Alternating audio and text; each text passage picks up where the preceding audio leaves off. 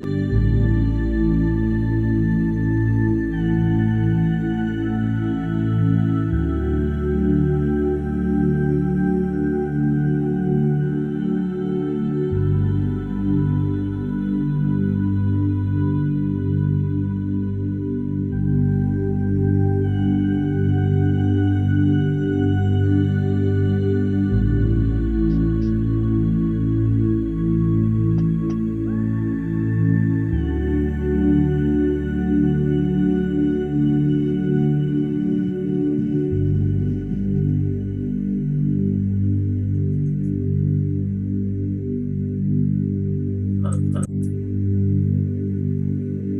சரி, சரி, சரி.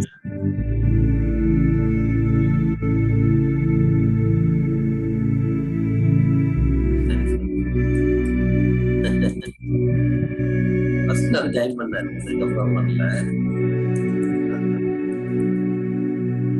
சரி, சரி, சரி. நல்லது, நல்லது. சரி, பரவாயில்ல, பரவாயில்ல. நீங்க வந்துட்டீங்க. தேங்க்யூ,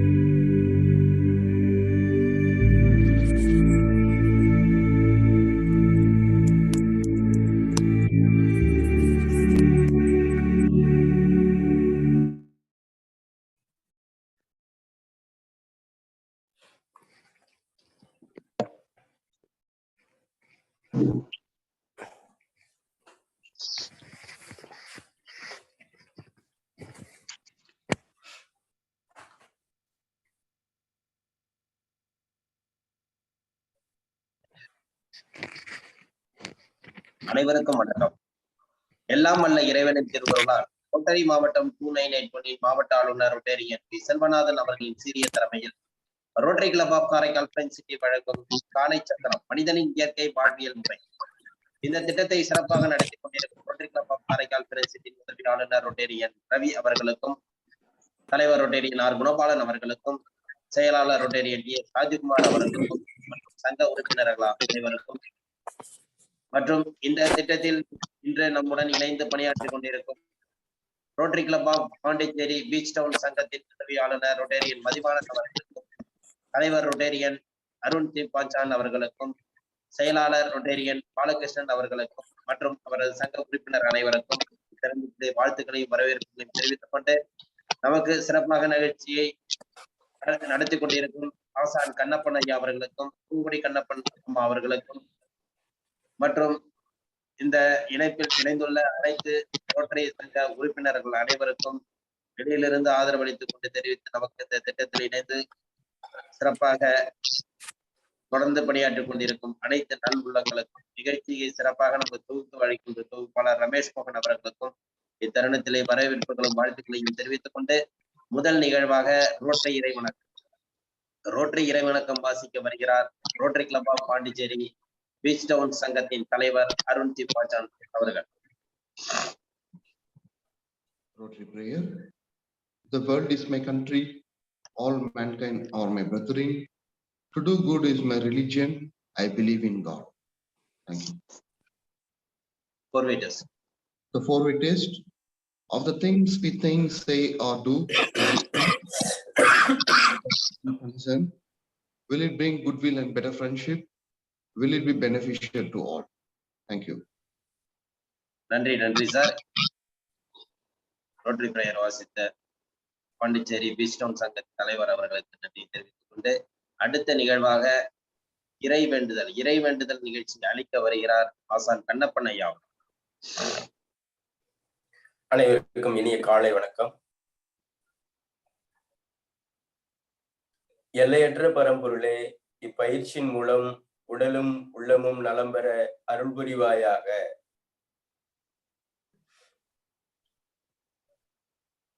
ஒட்டிய வயிறும் உயர்ந்த நெஞ்சமும் திறந்த தோள்களும் திண்ணிய நெஞ்சமும் துள்ளும் கால்களும் தோளா இதயமும் மலர்ந்த முகமும் கனிந்த பார்வையும் இவையாவும் பெற்று இயற்கையோடும் இறையுணர்வோடும் இணைந்து வாழ்வோம். நம் மனம் சாந்தமானது, நம் மனம் கோபமற்றது, நம் மனம் இரக்க குணமுடையது, நம் மனம் நல் எண்ணங்களில் நிலைத்திருக்க அருள் புரிவாயாக. வாழ்க வையகம், வாழ்க வளமுடன். நன்றி ஐயா. அடுத்த நிகழ்வாக பிரணாவ மந்திரம்.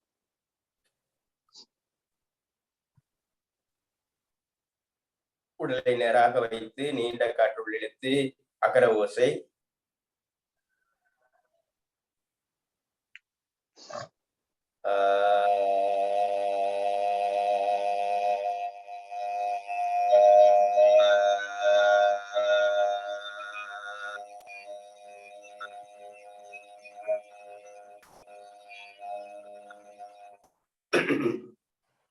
செம்மிய முத்திரையில் நீண்ட மூச்சு காற்றுள் இழுத்து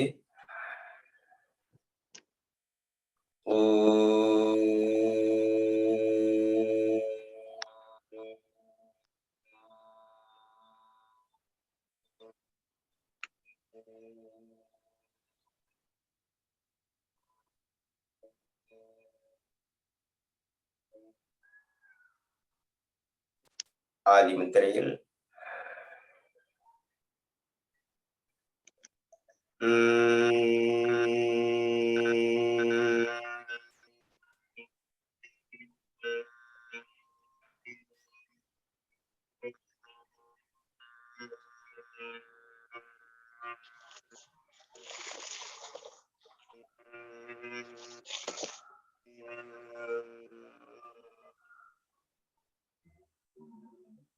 செம்முத்திரையில் ஒரு நீண்ட காற்று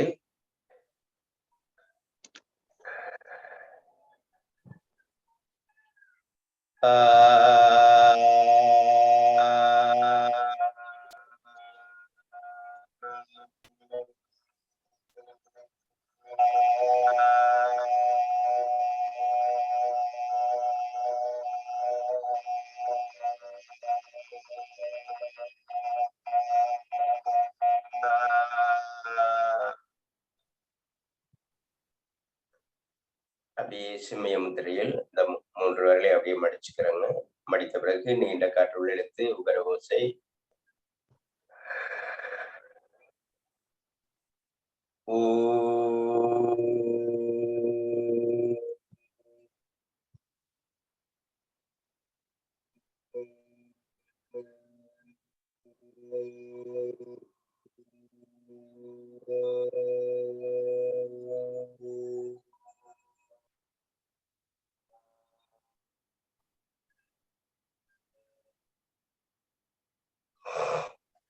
கட்டைகளை மடித்து ஒரு நீண்ட மூச்சுள் இழுத்து மகர ஓசை.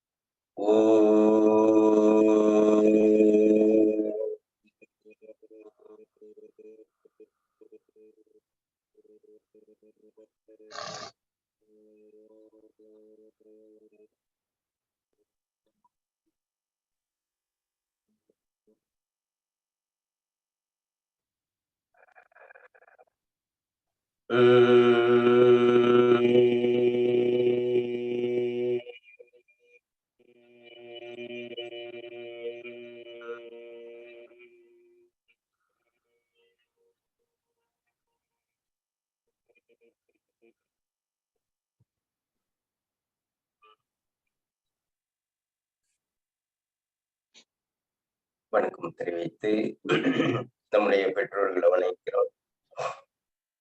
இந்த யோக கல்வியை கொடுத்த சித்தர்களை வணங்குகிறோம். இந்த யோக கல்வி வாழ்வியல் கல்வி, மனிதனை நெறிப்படுத்தும் கல்வி எல்லோருக்கும் போய் சேர வேண்டும் என வேண்டிக்கிறோம். எல்லோருக்கும் எல்லா நலமும் வளமும் கிடைக்க வேண்டும் என வேண்டிக்கிறோங்க.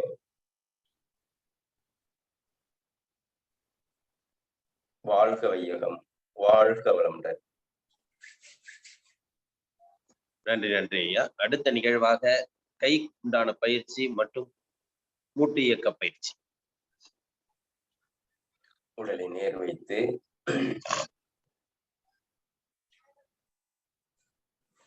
ஒன்று, இரண்டு, மூன்று, நான்கு, ஐந்து, ஆறு, ஏழு, எட்டு, ஒன்பது, 10. நல்லா ஆழ்ந்து மூச்சு எடுத்துவிடுங்க.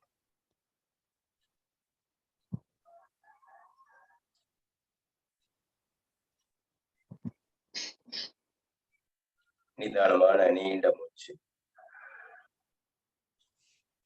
அடுத்து பாருங்க, ஒரு முக்கியமான பயிற்சி. நல்லா இந்த தோள்பட்டை பகுதி இயங்குவதற்கான பயிற்சி. பாருங்க, அப்படியே மேல கொண்டு போயிட்டு கீழே கொண்டு வரணும். அப்படியே ஒரு சுழற்சி பண்ற மாதிரி. அந்த பிடிப்பு இருக்கிறதெல்லாம் விட்டு போயிடும். நுரையீரல்ல அதிகமான ஆக்சிஜன் உள்ள போடுறதுக்கான ஒரு வாய்ப்பாக தோள்பட்டை வலி வர்றது, மூச்சு தொந்தரவு வர்றது எல்லாமே சரியாகும். சும்மா ஒரு 10 முறை.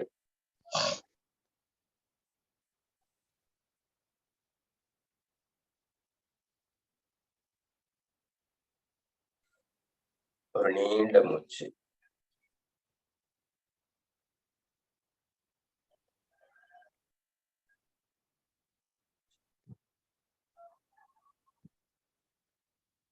அதை விட ஒரு ஆழமான மூச்சு.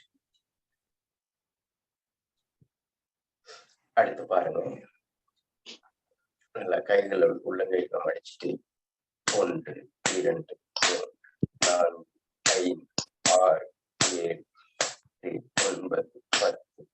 அப்படி இந்த சைடு 1, 2, 3, 4, 5, 6, 7, 8, 9, 10. அடுத்து பாருங்க, 1, 2, 3, 4, 5, 6, 7, 8, 9, 10. இந்த சைடு 1, 2, 3, 4, 5, 6, 7, 8, 9, 10. 1, 2, 3, 4, 5, 7, 8, 9, 10. 1, 2, 3, 4, 5, 6, 8, 9, 10. ஓய்வு. ஒரு ஆழ்ந்த மூச்சு.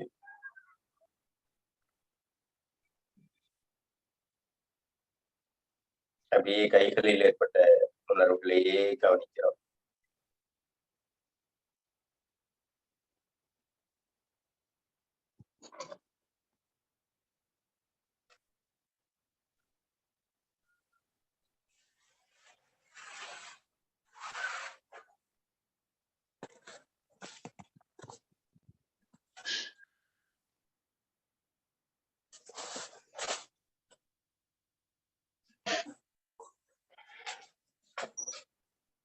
அப்படியே நின்ற நிலையில்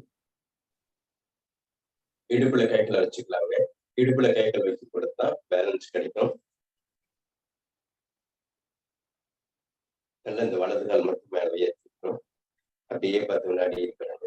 1, 2, 3, 4, 5, 6, 7, 8, 9, 10. அடுத்த கால் 1, 2, 3, 4, 5, 6, 7, 8, 9, 10. ஒரு நீண்ட மூச்சு.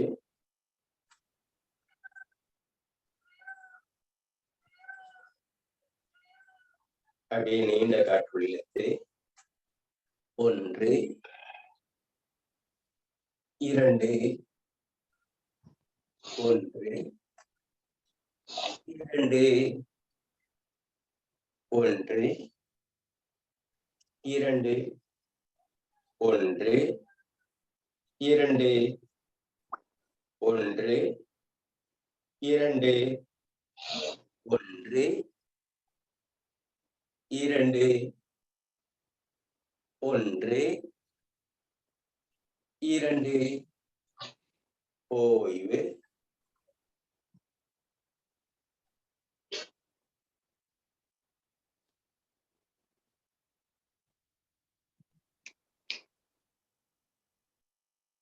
அடுத்து வலது கை மேல வருதுங்க. நீண்ட காற்றுள்ளத்தை அப்படியே வைக்கிறோம். 1, 2, 3, 4, 5, 6, 7, 8, 9, 10. ஆப்போசிட்லிங்க. 1, 2, 3, 4, 5, 6, 7, 8, 9, 10. ஒரு நீண்ட மூச்சு.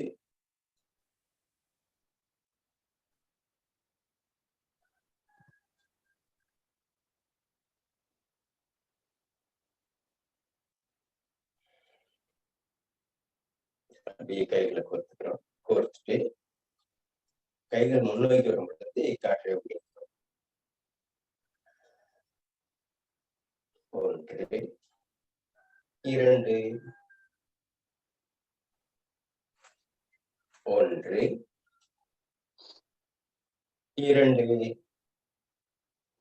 உள்ளிழுக்கிறோம், வெளியிடுகிறோம். அப்படியே தோள்பட்டை அளவு. 1, 2, 1, 2, 1, 2. அப்படியே ஹெட் லெவல். 1, 2, 1, 2, 1, 2. அப்படியே கைகளை தொங்க விட்டு ஒரு ஆழ்ந்த மூச்சு.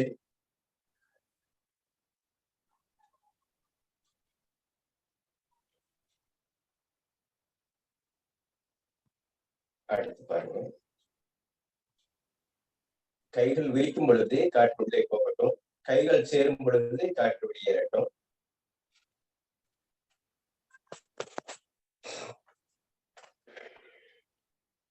வச்சுக்கிறோம். கைகள் விரிக்கிறோங்க. மூச்சு காற்று உள்ளே செல்லட்டும். எளிமையான பயிற்சி, முக்கியமான பயிற்சிங்க. நல்ல காற்று உள்ள எடுத்திருக்கிறோம். அக்காற்றை வெளிவிட்டவாறு அப்படியே இணையிறது, அப்படியே இணையுது. நல்லா உள்ளிடுங்க, நல்ல ஆழமா உள்ளிடுங்க. உள்ள எடுத்துக்கிட்டே போங்க. கைகள் விரியுது, காற்று உள்ளே செல்கிறது, உள்ளே செல்கிறது, உள்ளே செல்கிறது. அப்படியே மெல்ல மெதுவாக காற்று வெளியேறுகிறது, வெளியேறுகிறது, வெளியேறுகிறது. அப்படியே உள்ளிடுங்க, உள்ளிடுங்க, உள்ளிடுங்க, உள்ளிடுங்க. கைகள் விரியுது, விரியுது, காற்று உள்ளே செல்கிறது, செல்கிறது.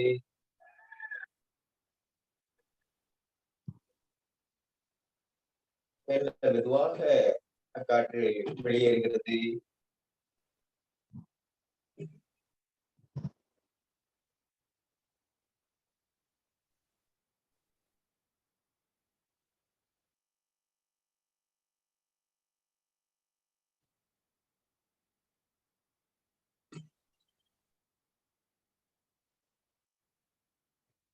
மீண்டும் ஒரு முறை.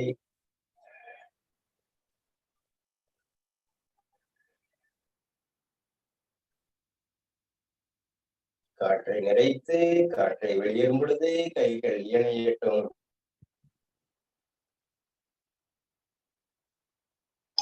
ஓய்வு, ஆழ்ந்த மூச்சு.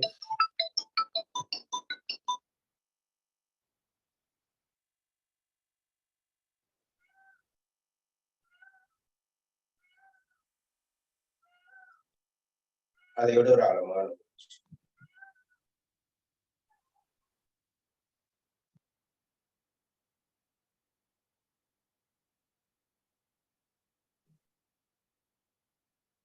அப்படியே இந்த வலப்பக்கம் இடப்பக்கம் சேர்க்கிறாங்க.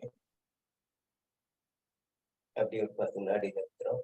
1, 2, 3, 4, 5, 6, 7, 8, 9, 10. அப்படி இந்த சைடு 1, 2, 3, 4, 5, 6, 7, 8, 9, 10. ஒரு ஆழ்ந்த மூச்சு.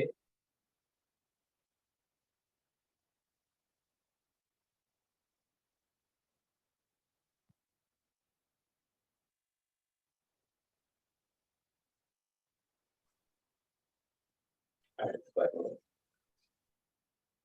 இரு கைகளும் நெஞ்சக பகுதி வைத்து ஆதி முத்திரை வைத்து கட்டை விரலை உள்ளே வைத்து மடித்து நெஞ்சக பகுதி வச்சுக்கிறோம். அப்படியே மெல்ல இதயத்துக்கான பயிற்சிங்க. இதயத்துக்கானது மட்டும் ஒட்டுமொத்தம் இயங்குறதுனால இதயம் கொஞ்சம் கூடுதலாக துடித்து தன்னை பயிற்சியாக்கிக் கொள்கிறது. நல்லா வேகப்படுத்தலாம்.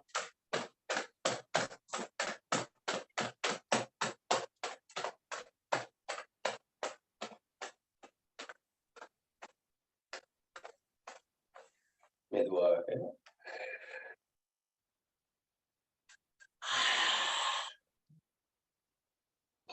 மேல வரும்போது நல்ல மூச்சு இழுக்கலாங்க.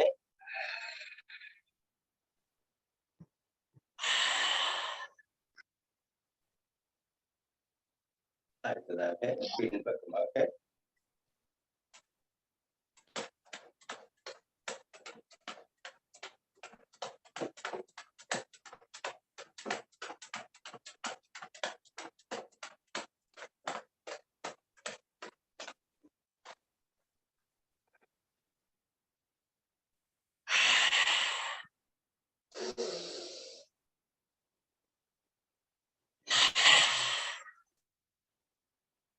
அடுத்து பக்கவாட்டில்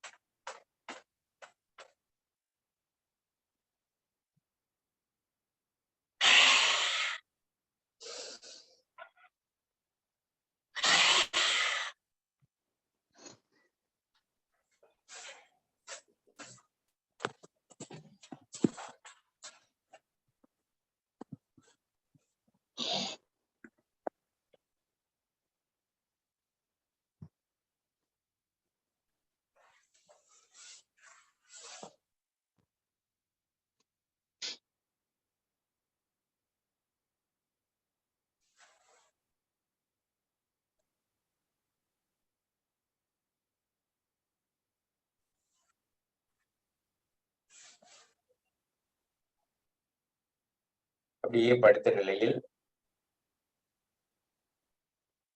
மூச்சு காற்றையே கவனிக்கிறோம்.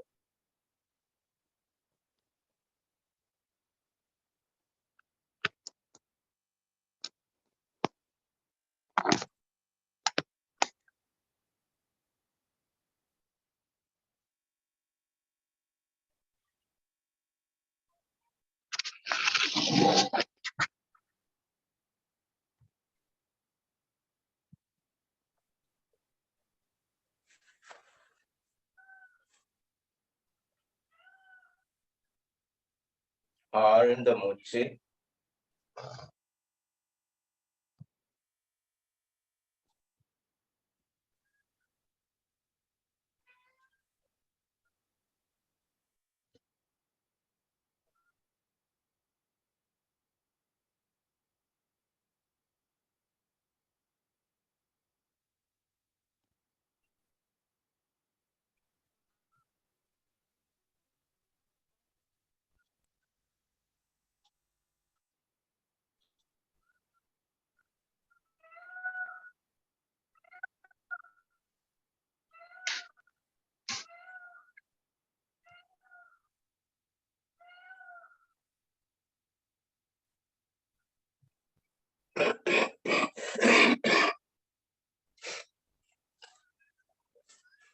மெல்ல வலது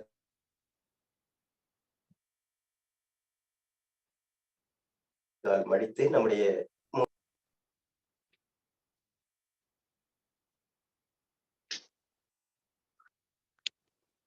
ஓய்வு.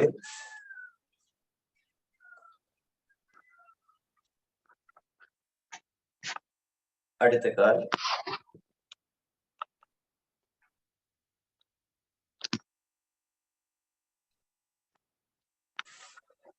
ஓய்வு. ஒரு ஆழ்ந்த மூச்சு.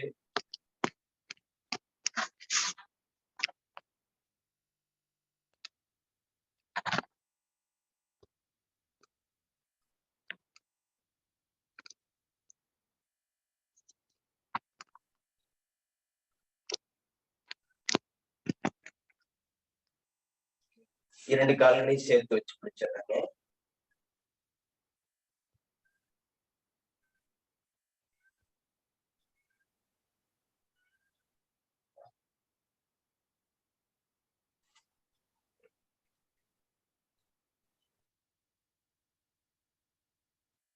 மெல்ல வலது இடதாக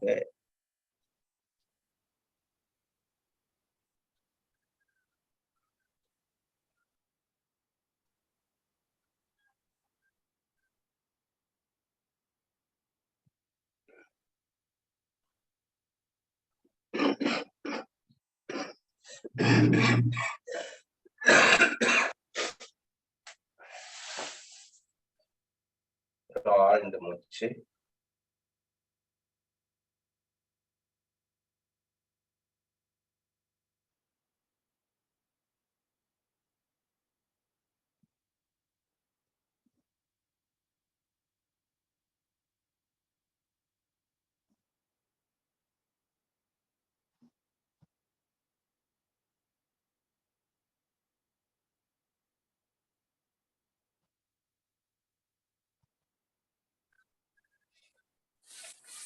அப்படியே கவிழ்ந்து படுத்த நிலைக்கு வந்துடுறோம்.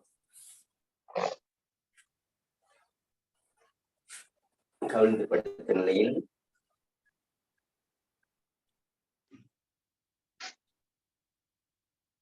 பாம்பாசனா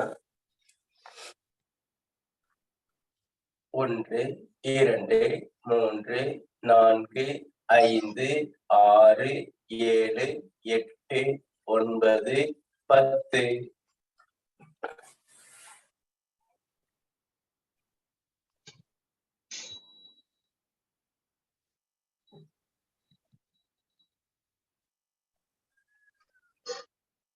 அப்படியே குதிகால் பின்னாடி அடிக்குது. 1 2 3 4 5 6 7 8 9 10.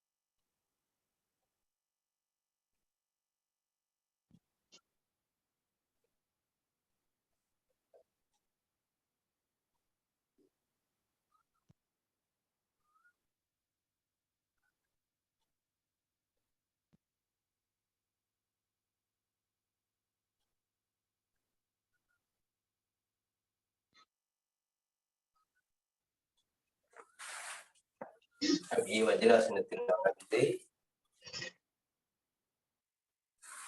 முயலாசனா.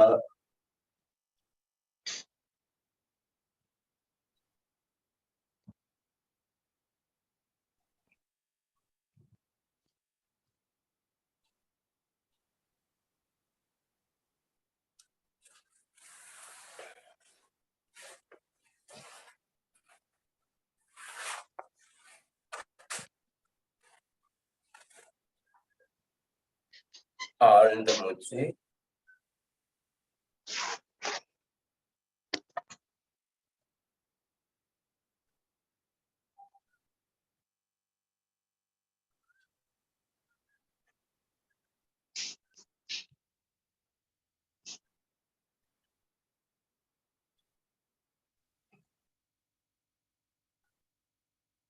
அடுத்து இடது கை தரையில் இருக்கு. வலது கை காதோடு சேர்த்து வைத்து அப்படியே 10 வினாடிகள் இருக்கிறோம். 1, 2, 3, 4, 5, 6, 7, 8, 9, 10. அடுத்தது 1, 2, 3, 4, 5, 6, 7, 8, 9, 10. ஒரு ஆழ்ந்த மூச்சு.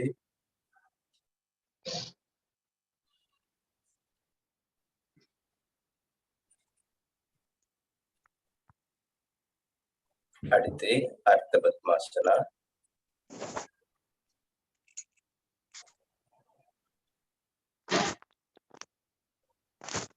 இடது கை பின்னாடி இருக்கு. வலது கை இடது கால் முட்டி பிடிச்சிருக்கு. வலப்புறமாக 10 வினாடி. 1, 2, 3, 4, 5, 6, 7, 8, 9, 10.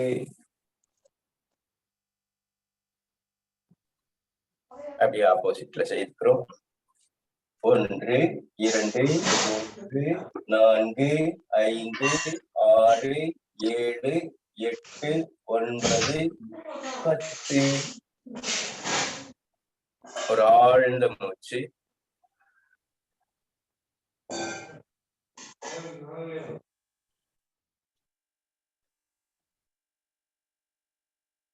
வாழ்க வையகம், வாழ்க வளமுடன். நன்றி நன்றி ஐயா. அடுத்த நிகழ்வாக கிரியா பயிற்சி மற்றும் சுவாசத்தை கவனித்தார்.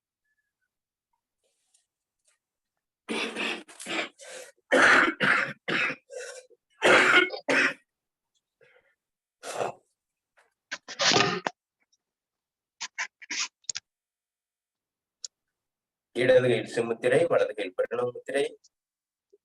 வலது நாசியை அடைத்து இடது நாசி வழியாக காற்றை வெளியேற்றுகிறோம். நன்றாக வெளியேற்றுகிறோம். 1, 2, 3, 4, 5. அடுத்த நாசி 1, 2, 3, 4, 5. ஒரு ஆழ்ந்த மூச்சு.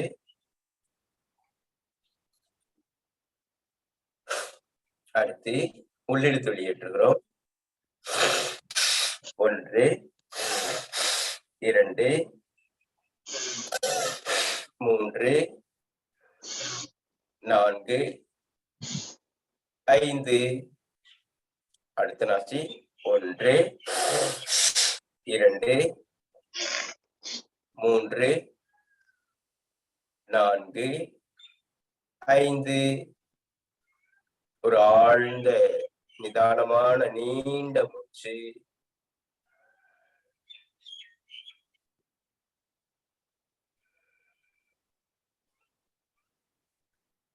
அடுத்ததாக இருநாசி வழியாக காற்றை வெளியேற்றுகிறோம். 1, 2, 3, 4, 5. ஒரு ஆழ்ந்த மூச்சு.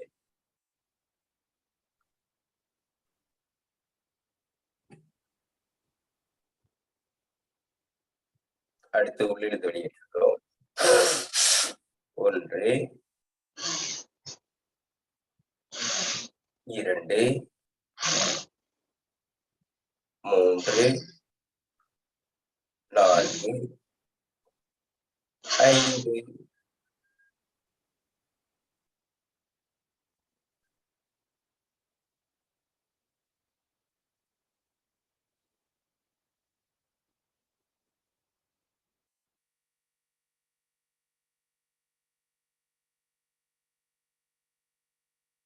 அடுத்து தோள்பட்டை பகுதியில் 1 வேகமாக வெளியேற்றுகிறோம். 2 1 2 1 2 1 2 1 2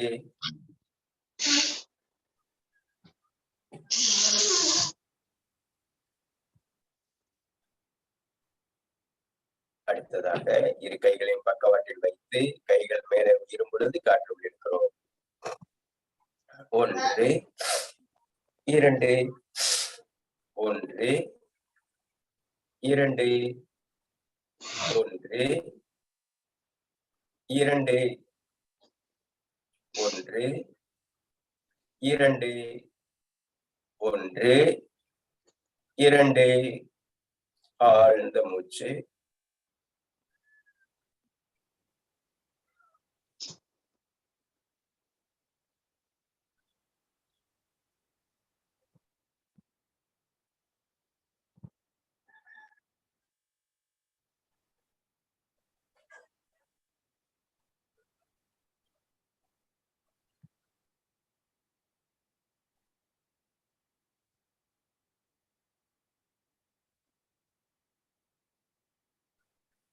நீண்ட காற்றுள் இழுத்து இரு காதுகளை அடைத்து மந்திர ஓசை.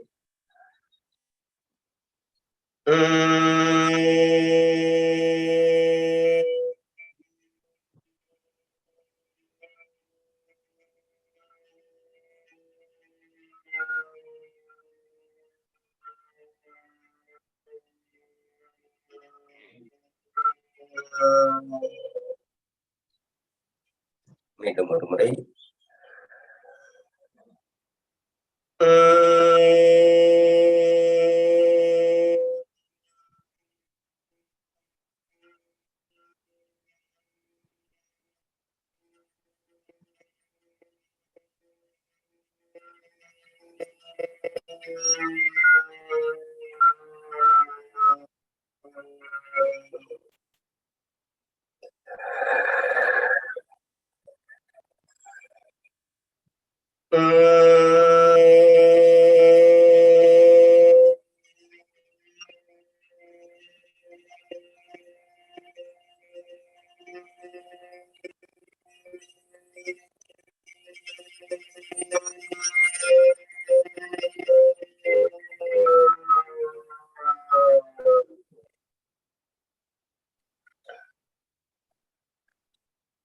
நேராக வைத்து ஆழ்ந்த மூச்சு.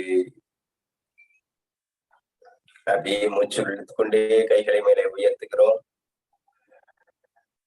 மூச்சு காற்றை வெளிவிட்டவாறு கைகள் கீழே புரட்டும். இதே போல் இன்னும் 4 முறை.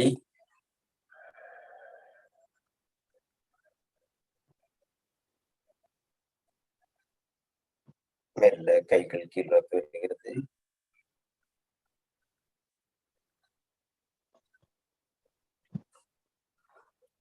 கைகள் மேலே உயரும் பொழுது காற்று உள்ளே செல்லட்டும்.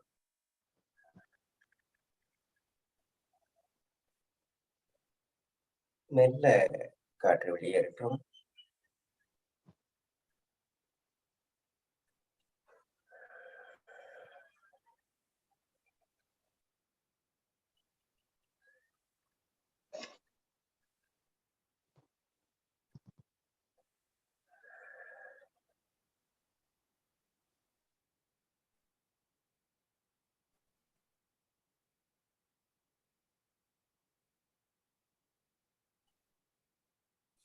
அப்படியே கண்களை மூடி மூச்சை கவனிக்கிறோம். காற்றையே கவனிக்கிறோம்.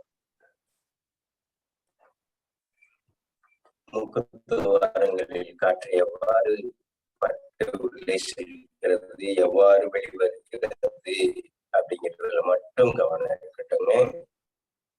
காற்றோடு சேர்த்து நம்முடைய மனமும் பயணி.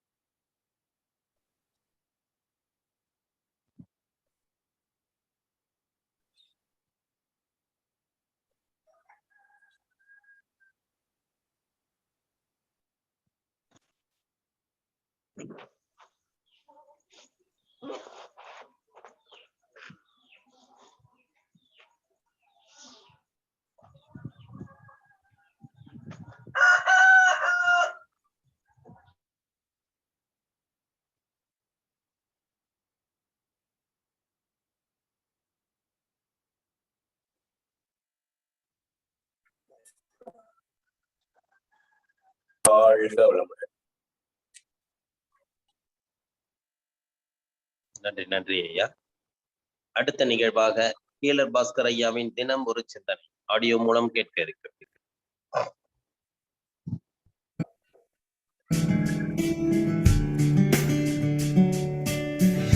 செழிக்கட்டும் விவசாயம், சீர்படட்டும் நிர்வாகம்.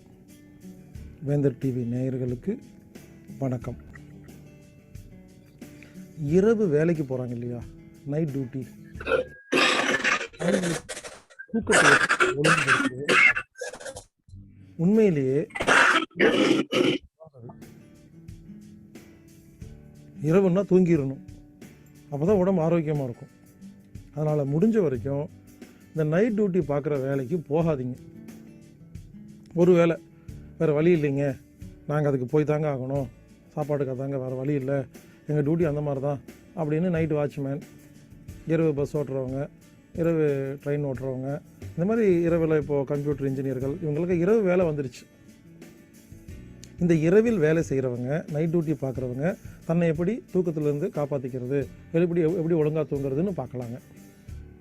இப்போ நைட் டியூட்டி முடிச்சுட்டு காலையில் வீட்டுக்கு வராங்க இல்லைங்களா, வந்த உடனே படுத்து தூங்கிட்டிங்கன்னா நீங்கள் தப்பிச்சிருவீங்க. ஆனால் வந்த உடனே குளிச்சுட்டு சாப்பிட்டுட்டு 2-3 வேலையை பார்த்துட்டு தூங்கலான்னு நினச்சிங்கன்னா மாட்டிக்குவீங்க. அதாவது இப்போ காலையில் வீட்டுக்கு வரீங்க, நைட் டியூட்டி முடிச்சுட்டு வரீங்க, வந்தீங்களா நேராக போய் பெட்டில் படுத்துருங்க. சாப்பிட வேண்டாம், குளிக்க வேண்டாம், ஒன்றும் பண்ண வேண்டாம், நேராக போய் படுத்துருங்க. படுத்துட்டு தூங்கிடுங்க. எப்போ எந்திரிக்கிறீங்களோ அப்போ எந்திரிச்சு குளிங்க, சாப்பிடுங்க, மற்ற வேலையை பாருங்கள்.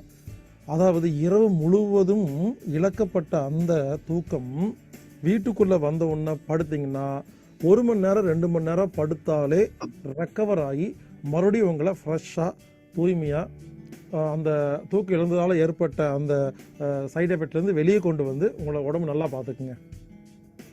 ஏன்னா அந்த வீட்டுக்குள்ளே வந்தோடனே அவ்வளோ டயர்டாக இருக்கும். அந்த டயர்டோடு தூங்கும் பொழுது தான் ரெக்கவர் ஆகும். ஆனால் நம்ம என்ன பண்ணுறோம், சரி வீட்டுக்கு வந்தோடனே குளிக்கலாம் அப்படிங்கிறோம். குளித்தோடனே என்ன ஆகுது, உடம்பு அந்த தண்ணி மேலே பட்டோடனே பாடி டெம்பரேச்சரை ஒழுங்குபடுத்துறதுக்கு வந்துடுது, தூக்கம் வர்றதில்லை. அடுத்து சாப்பிட்றோம், அடுத்து 2-3 வேலை இருக்கும், சரி இந்த வேலையை முடிச்சுட்டு தூங்கலாம் அப்படின்னு நினச்சிங்கன்னா வந்த தூக்கம் போயிருங்க. அதனால் வீட்டுக்குள்ளே வந்த உடனே, நான் வந்து ரொம்ப நேரம் தூங்க சொல்லலை, வீட்டுக்குள்ளே வந்த உடனே படுத்துருங்க, ஒரு குட்டி தூக்கம். அந்த அசதியில் தூங்கிட்டு எப்போ முழிச்சு ஃப்ரெஷ் ஆகுதோ அப்போ எந்திரிச்சு இந்த வேலையெல்லாம் செய்யுங்க. கண்டிப்பாக ஆச்சரியமாக இருக்கும். 10 மணி நேரம் தூக்கத்தை கெடுத்துட்டு காலைல வீட்டுக்குள்ளே போன உடனே ஒரு அரை மணி நேரம் படுத்திங்கன்னா அதோட சைடு எஃபெக்ட்ஸை எல்லாம் சரி பண்ணி கொடுத்துரும். 2வது, இந்த நைட்டு வேலைக்கு போகிறவங்க என்ன பண்ணுறாங்க, சாதாரணமாக ஒரு 8 மணிக்கு போகிறாங்கன்னு வச்சுக்கோங்களேன், நைட்டு சாயந்தரமாக 8 மணிக்கு வேலைக்கு போகிறாங்க, காலையில் 8 மணிக்கு வராங்க. ஆனால் டைம் யோசிச்சு பாருங்கள், 12 மணி நேரம் நைட்டு சாப்பிட்றதே இல்லைங்க. இப்போது பகல் வேலைக்கு போகிறாங்க இல்லையா, அவங்க என்ன பண்ணுறாங்க, காலையில் 8 மணிக்கு கிளம்பி வீட்டை விட்டு போகிறாங்க, நைட்டு 8 மணிக்கு வராங்க, மதியம் சாப்பிட்றாங்களா, நடுவில் வடை போண்டா சாப்பிட்றாங்களா, அப்போது மதியம் லஞ்சில் ஒன்று இருக்கா இல்லையா. அப்போ நைட்டு வேலைக்கு போகிறவங்களுக்கு நைட்டு தான் லஞ்ச். உங்களை பொறுத்த வரைக்கும் நைட்டு ஒரு 8 மணிக்கு வேலைக்கு போகிறீங்கன்னா உங்களை வந்து நீங்கள் பகலில் 8 மணிக்கு வேலைக்கு போகிறதா ஒரு கற்பனை பண்ணிக்கணும். காலை 8 மணிக்கு திரும்பி வரீங்களா, அதாவது காலை 8 மணிக்கு திரும்பி வந்தீங்கன்னா அதை நைட்டாக நினச்சிக்கணும். நினச்சிட்டு அப்போ மதிய சாப்பாடு எப்போ சாப்பிடுவோம், ஒரு 12 மணிக்கு, 1 மணிக்கு, 2 மணிக்கு சாப்பிடுமா இல்லையா. அந்த மாதிரி நினச்சிட்டு இனிமேல் நைட் டியூட்டி போகிறவங்க வீட்டு சாப்பாடுங்க, ஹோட்டல் சாப்பாடெல்லாம் வேண்டாம், அது உடம்பு கெடுதல். வீட்டு சாப்பாடு உங்களுக்கு என்னமெல்லாம் பிடிச்சிருக்கோ, 3 அடுக்கு டிஃபன் கேரியரு, 4 அடுக்கு 5 அடுக்கு என்ன எடுத்துகிட்டு போங்க. இங்கே நம்ம சாப்பிட்றதுக்கு தாங்க, கூச்சலாக படாதீங்க.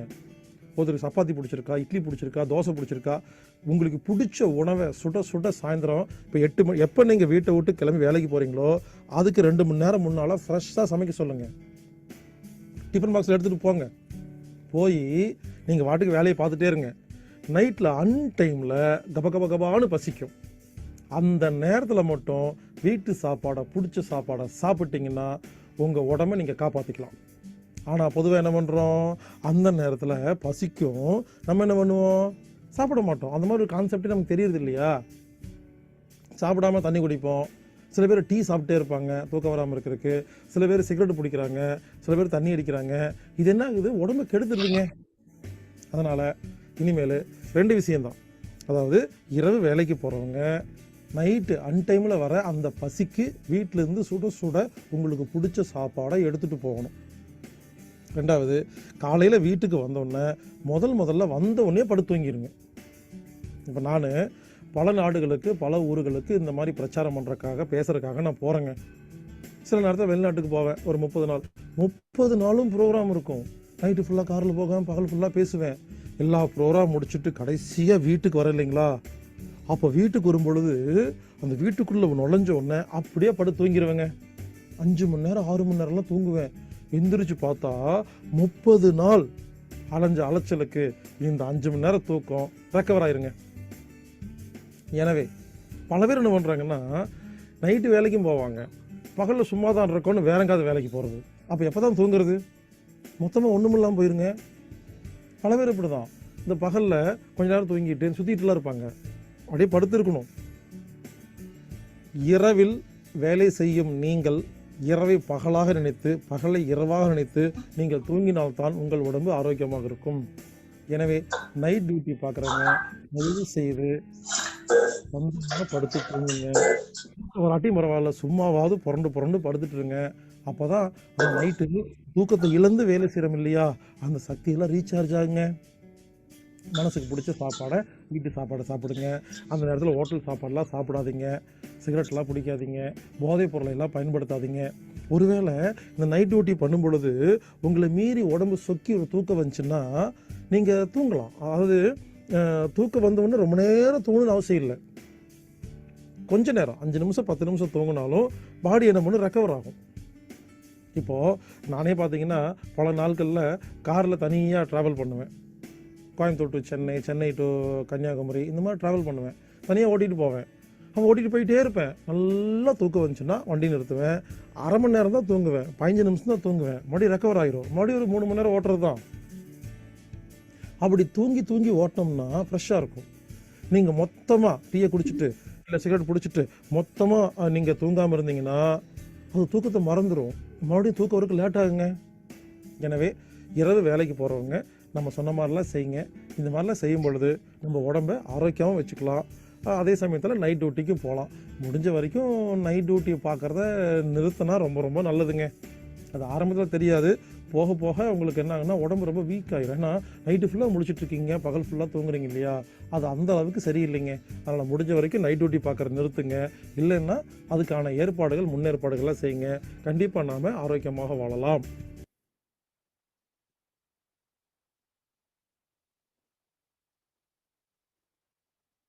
நன்றி ஐயா. சிறப்பான ஒரு சிந்தனை கொடுத்த ஹீலர் பாஸ்கர் ஐயாவுக்கு நன்றி. அடுத்த நிகழ்வாக தினம் ஒரு வாழ்வியல் விளக்கம் அளிக்க வருகிறார் ஆசான் கண்ணப்பன் ஐயா அவர்கள்.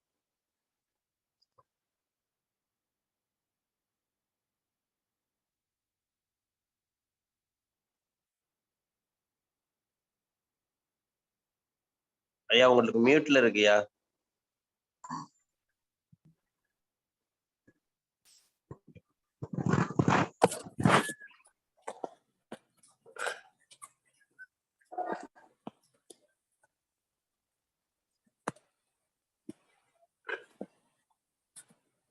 காற்று சக்தியை பார்த்தோம். அதுக்கு முந்தின நாள் நிலம் பார்த்தோம். இப்ப முக்கியமானது நீர் பார்க்க போறோம். என்னதான் நிலம் பண்பட்டு இருந்தாலும் காற்று இருந்தாலும் நீரின்றி அமையாது உலகு அப்படின்ட்டு வள்ளுவர் சொல்றாரு. மழை இல்லைன்னா தவமும் தானமும் கூட நிலைக்காதுங்கிறாரு. இப்ப நம்ம தவம் பண்றோங்க இல்லைங்களா, காலையில யோக பயிற்சி, வாழ்வியல் முறைகள் இதெல்லாம் பார்த்துக்கிட்டே இருக்கிறோம். இதுவும் கூட நிலைக்காது, தவம் தானமும் பண்ண முடியாது மழை இல்லைனா அப்படிங்கிறாரு. அப்போ நீர் தான் வந்து உற்பத்திக்கானது. ஒரு மழை காலத்துலதான் வந்து உயிரினங்கள் தோன்றும். இப்ப குறிப்பா வந்து ஒரு நிலக்கடலையோ அல்லது ஒரு மாங்கொட்டையோ பலாக்கொட்டையோ சாப்பிட்டு நிலத்துல கடந்தது அப்படின்னா, அது எப்ப மழை வருதோ, ஒரு 6 மாசம் கழிச்சோ 3 மாதம் கழிச்சோ 2 மாதம் கழிச்சோ எப்ப அதன் மேல ஈரத்தன்மை படுதோ அப்பதான் வந்து அது முளைப்பு திறன் ஆகும். அதே போலதான் உடம்புக்குள்ளேயும் நீர் சக்தி சரியாக இருக்கணும். குறிப்பா வந்து அந்த குறிப்பிட்ட அளவு தண்ணி குடிப்பது, குறிப்பிட்ட அளவு வந்து நீர்க்காய்கள் நிறைய எடுத்துக்கொள்வதுதான் அது ஆண்களுக்கும் சரி பெண்களுக்கும் வந்து சக்தி சரியாக இருக்கும். உதாரணத்துக்கு வந்து நம்ம தண்ணியில தான் பிறந்தோம். உயிரினமே வந்து தண்ணியில தான் தோன்றினதாக வரலாறு உண்டு. குமரி அப்படின்னு சொல்றோம் இல்லைங்களா, அந்த சோற்று கற்றாழை, அதுக்கு பேர் வந்து குமரின்னு பேரு. அதனாலதான் அதுக்கு பேரு கன்னியாகுமரின்னு பேரு. கன்னியாகுமரி என்பது அந்த கடல்ல வந்து சோற்று கற்றாழை தான் முதல்ல தோன்றினதாக வரலாறு உண்டு. அப்போ மழை கூட பாத்தீங்கன்னா கடல்ல இருந்து ஆவியாக்கி போய் அந்த மலை மேல கொட்டி, ஒரு குறிப்பா வந்து மேற்கு தொடர்ச்சி மலையில கொட்டி மறுபடியும் வந்து தண்ணியாக மாறி அப்படியே கடல்ல போய் கலக்கு. இப்படிதான் அது உற்பத்தியாகி மறுபடியும் மறையுது, தோன்றிய இடத்திற்கே வந்து சரி. இப்படிதான் உடலும் குடம்பை தனித்தொழிய புல் பறந்தற்றே உடம்புடு உயிரிடை நட்பு அப்படிங்கிறார். பிறப்பும் கூட தோன்றி தோன்றி மறைஞ்சுக்கிட்டே இருக்கு. அப்போ உடல் தான் தோன்றி தோன்றி மறைஞ்சுக்கிட்டே இருக்கிறவங்க உயிர் வந்து அதே நிலையில இருக்கு அப்படின்னு வள்ளுவர் சொல்றாரு. அப்போ குறிப்பா வந்து இந்த நீர் இதான் வந்து இந்த உற்பத்திக்கு. அதனால நம்ம உள்ள கடந்தோம் இல்லையா, வயிற்றுக்குள்ள கர்ப்பப்பைக்குள்ள 10 மாதம் அது நீருக்குள்ளதான் கடந்தோம், தண்ணிக்குள்ளதான் இருந்தோம். அதனாலதான் வந்து இந்த உடம்புக்கு வந்து ஒரு 70% வந்து தண்ணி அதிகமா கொடுத்துக்கிட்டே இருக்கணும். உணவை விட தண்ணி தான் மிக முக்கியமானது. உணவுகளின் அரசன் தண்ணீர் அப்படிங்கிறாங்க. ஒருத்தர் சமநிலையில இருக்கிறாரு, ஒருத்தர் எல்லாத்தையும் கிரகிச்சுக்கிறாரு, எல்லாத்தையும் தாங்கக்கூடிய சக்தி இருக்குது அப்படின்னா அவருக்கு நீர் சக்தி நல்லா இருக்கணும் அப்படிங்கிறாரு. உடம்புக்குள்ள நீர் நல்லா இருந்ததுனாவே இந்த கால் வெடிப்பு வராதான், பித்த வெடிப்புன்னு சொல்றோம் இல்லைங்களா. எப்படி நிலம் வந்து வெடிச்சுக்கிட்டே இருக்கும், தண்ணி இல்லை அப்படின்னு அந்த பொட்டல் காடுகள்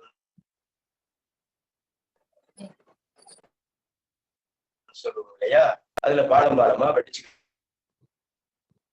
இருக்கும். அதே போல இந்த உடம்புல எல்லாம் வறட்சி ஆகுது, தோல் வறட்சி ஆகுறது, இதெல்லாமே வந்து நீர் சக்தி பற்றாக்குறையினால. அதனால நீர்ங்கிறது வந்து அவசியமானது. இந்த நீர் சக்தி உடம்புக்குள்ள வந்து சிறுநீரகமாகவும் சிறுநீர் பையாகவும் செயல்படுது. இந்த பஞ்சபூத சக்தி உடம்புக்குள்ள போய் நீர்ங்கிறது உள்ள நல்ல பொருத்தமா இருக்கும். பேர் ஒன்றொன்றும் ஒரு காரண பெயர். மண்ணு அப்படின்னாவே உள்ள மண்ணீரல், காற்றுனாவே உள்ள நுரையீரல். அதே போலதான் இந்த நீர் சக்தி உள்ள சிறுநீரகமாகவும்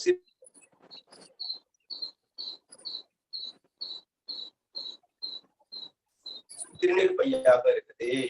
எந்த இடத்துல இருக்குதுன்னா இந்த இடத்துல வரும். ஸ்பைனல் கார்டு இருக்குது, அந்த ஸ்பைனல் கார்டு இருக்குது. அப்ப ஸ்பைனல் கார்டுல வரக்கூடிய பிரச்சனை எல்லாமே வந்து முதுகுத்தண்டு சார்ந்தது.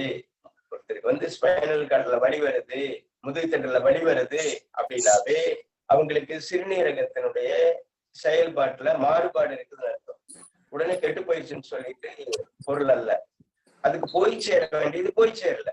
இப்போ ஒரு வாய்க்கால்ல ஒரு ஆத்துல தண்ணி போகுது, அந்த தண்ணி போய்கிட்டே இருக்கிறது போகுது, ஒரு சட்டர் பக்கத்துல திறந்து விடல, ஆனா தண்ணி இருக்கிறது உண்மையே. அப்போ திறந்து விடுற வேலையை தான் நம்ம பண்ணணும். அதுக்குள்ளதான் நம்ம பாக்குறோம். அதனால முதுகுத்தண்டுல வரக்கூடிய பாதிப்பு அனைத்துமே சிறுநீரகம் சார்ந்தது.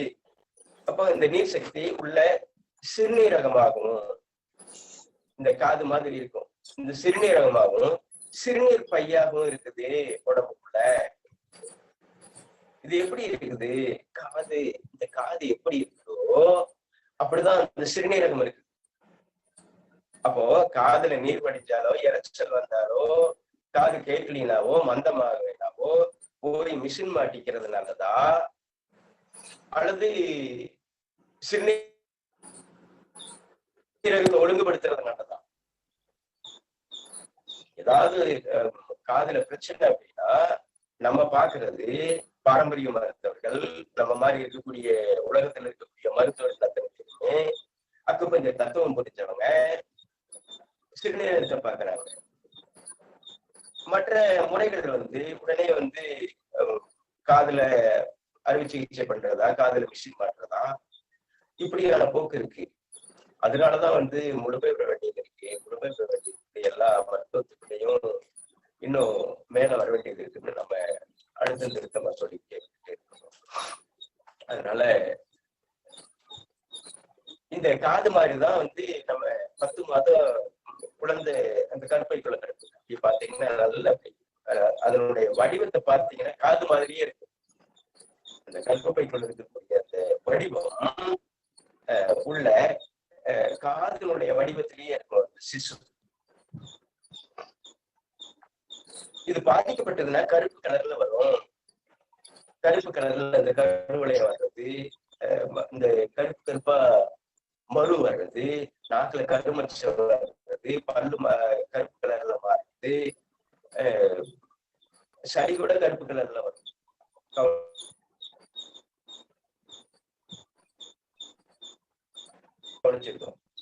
மலம் கூட சிறுநீரக சம்பந்தப்பட்டது.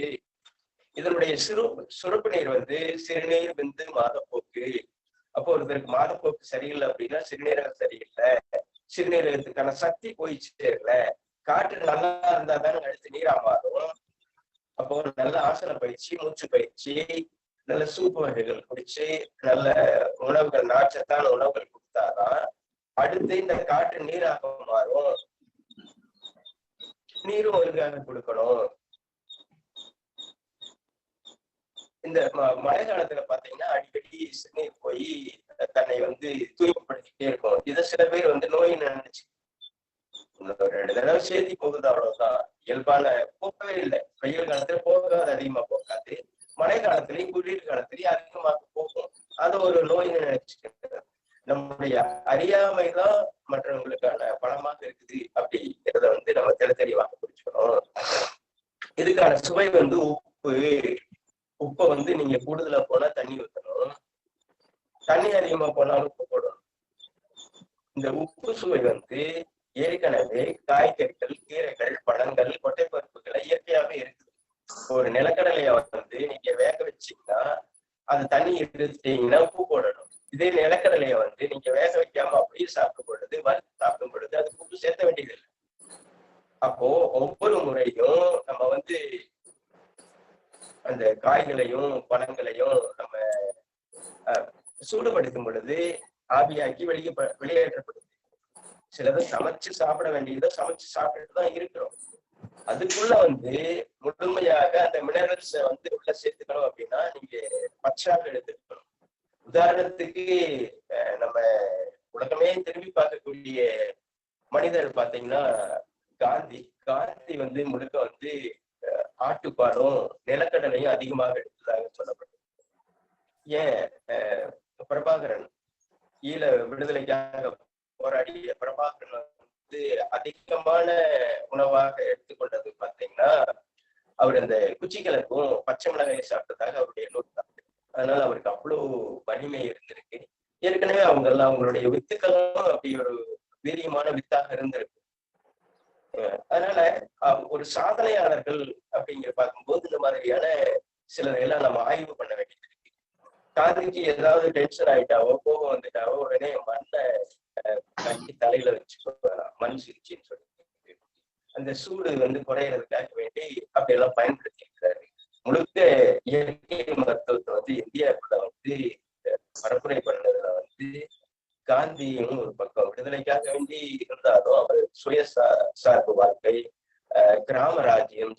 நிறைய விஷயங்களை மக்களுக்குள்ள கொண்டு போகணும்னு எத்தனைச்சிருக்கு.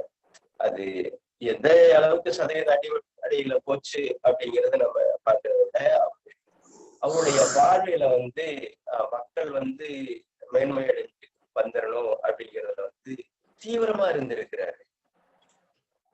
அதனால நீங்க முடிஞ்ச வரைக்கும் ஒரு 50% 60% நீங்க அடுப்புல வைக்காத உணவுகளுக்கு முக்கியத்துவம் கொடுங்க. கடைசிக்கு உங்களுடைய உடல் தொந்தரவுல இருந்து வெளியில வரணும், மருத்துவ செலவுல இருந்து வெளியில வரணும், முழுமையாக உடல் ஆரோக்கியம் கிடைக்கணும் அப்படின்னா அந்த மினரல்ஸ் இருக்கு இல்லைங்களா, அந்த உப்பு சுவையை வேக வச்சு அழிக்காம நேரடியாக உட்கொள்வதற்கான வழிமுறைகளாக பாருங்க. அதனால உப்பு என்பது சிறுநீரகத்துக்கானது. உப்பு தின்னவன் தண்ணி குடிக்கணும்னு சொல்லுவாங்க. சொரக்காய்க்கு உப்பு இல்லைன்னு சொல்லுவாங்க. இப்ப சொரக்காய்க்கு ஏற்கனவே அதுல உப்பு தன்மை இருக்கு. அதனால நம்ம கூட சிறுநீரக கல் இருக்கிறவங்க அல்லது சிறுநீர் அதிகமா போகாதவங்களுக்கு நம்ம முள்ளங்கி கொடுப்போம். அடுத்து பாத்தீங்கன்னா சொரக்காய் ஜூஸ் கொடுப்போம். அடுத்து நீர் பூசணிக்காய், வெள்ளரி பஞ்சு, தர்பூசணி இது போலதான் கொடுப்போம். கொடுத்தோம்னா அது சுத்தமா அடிச்சுட்டு வெளியில போயிட்டே இருக்கும். அப்படி நீரை கொடுத்து உடலை சுத்தப்படுத்துறது. நீரின்றி அமையாத உலகு அப்படின்னு சொல்லுவாங்க. அதனால உப்பு சுவை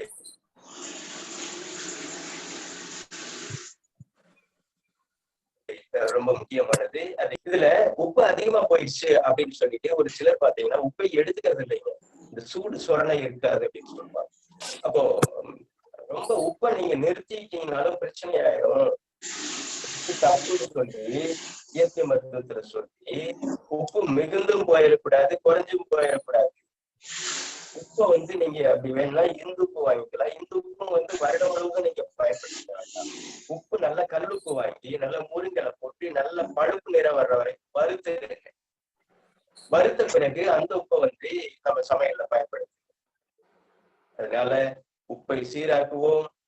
நம்முடைய சிறுநீரகத்தை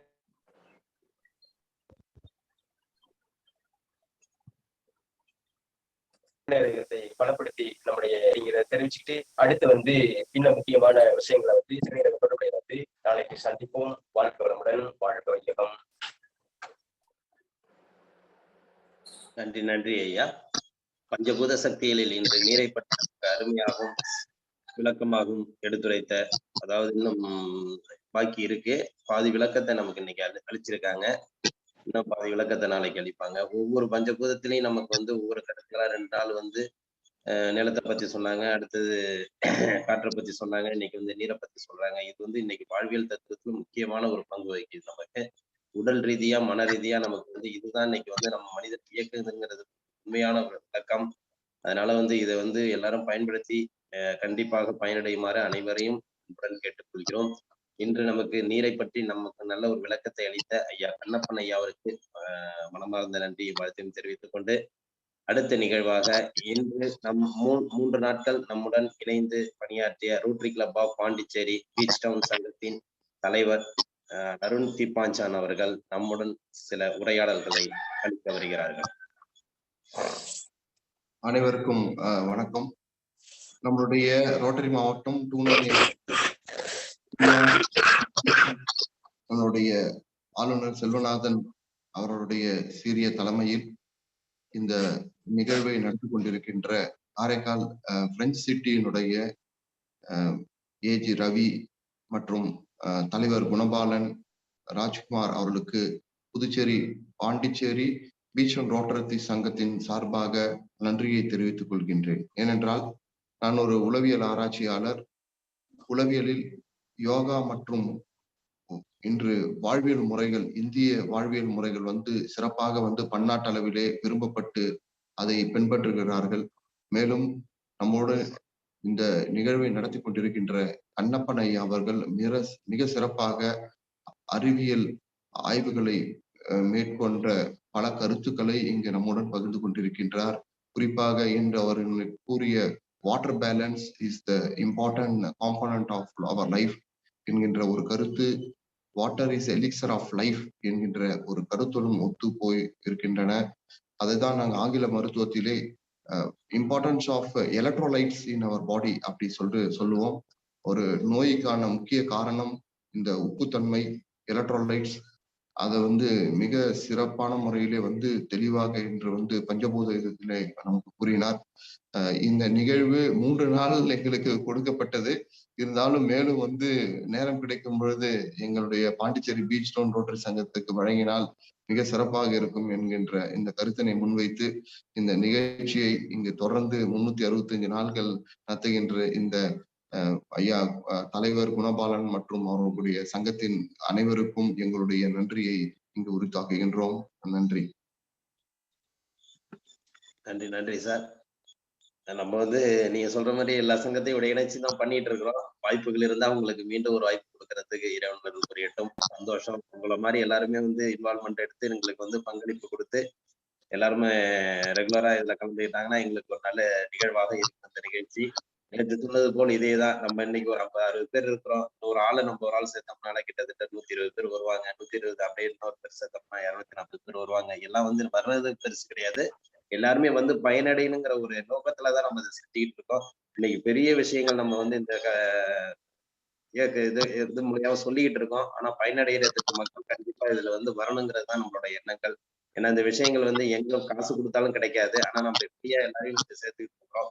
அதனால எல்லா நண்பர்களும் இதுல இணைந்திருக்குள்ள அனைத்து உறுப்பினர்களும் எல்லாரும் இருந்து எல்லாரையும் பங்கெடுத்து அவர்களுக்கும் இந்த வாய்ப்பை வழங்கி அவர்களும் நலம் பெற வளம் பெற நீங்கள் ஒரு உதாரணமாக இருக்க வேண்டும் என்று வேண்டி விரும்பி கேட்டுக்கொண்டு இத்தருணத்திலே இந்த நிகழ்ச்சியை ஐயா சொன்னவர்கள் சிறப்பாக வழங்கி கொண்டிருக்கும் rotary club of Karaikal city சங்கத்திற்கும் 3 நாட்கள் எங்களுடன் இணைந்து பணியாற்றி கொண்டு இந்த திட்டத்தை இந்த செயல்பாடுகளை நன்ற ஒரு திட்டத்தை விலக்கி நமக்கு ஒரு நன்றியுரையும் வாழ்த்துரையும் வழங்கிய rotary club of Pondicherry beach town சங்கத்தின் தலைவர் அவர்களுக்கும் உள்ளிட்ட அனைத்து உறுப்பினர்களுக்கும் இத்தருணத்திலே நன்றியிலும் வாழ்த்துகளையும் தெரிவித்துக் கொள்கிறோம். மற்றும் சிறப்பாக நமக்கு இந்த திட்டத்தில் உரையாற்றி கொண்டிருக்கும் ஆசான் கண்ணப்பன் ஐயா அவர்களுக்கும் தொகுத்து வழங்கி கொண்டிருக்கும் தொகுப்பாளர் அவர்களுக்கும் இந்த நிகழ்ச்சியில் தொடர்ந்து இப்ப இத்தனை பேர் இருக்கிறீங்கன்னா தொடர்ந்து இதோட பயணிச்சுட்டு இருக்கீங்க. உங்களுக்கு ரொம்ப ஒரு தேங்க்ஸ். ஏன்னா இந்த நிகழ்ச்சி வெற்றி அடைகிறதுக்கு நீங்கள் முன் உதாரணமா இருக்கிறீங்க.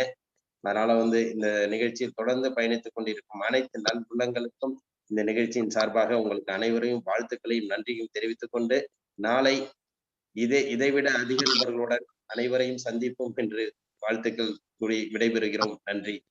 வாழ்க வளமுடன், வாழ்க வளமுடன், வாழ்க நலமுடன்.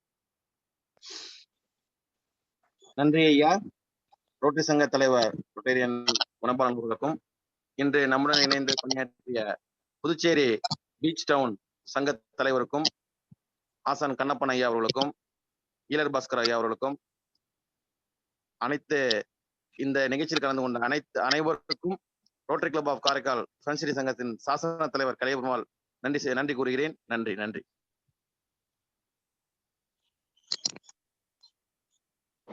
நன்றிங்க ஐயா. வாழ்க வளமுடன். நன்றிங்க ஐயா. வாழ்க வளமுடன். வாழ்க வளமுடன்.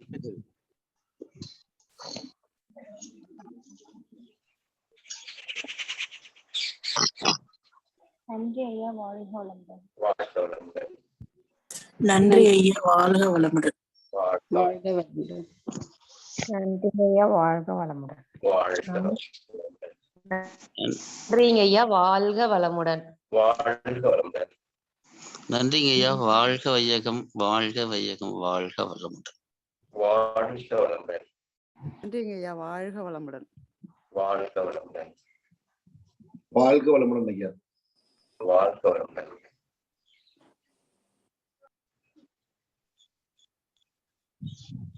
நன்றிங்க ஐயா. வாழ்க வளமுடன். வாழ்க வளமுடன்.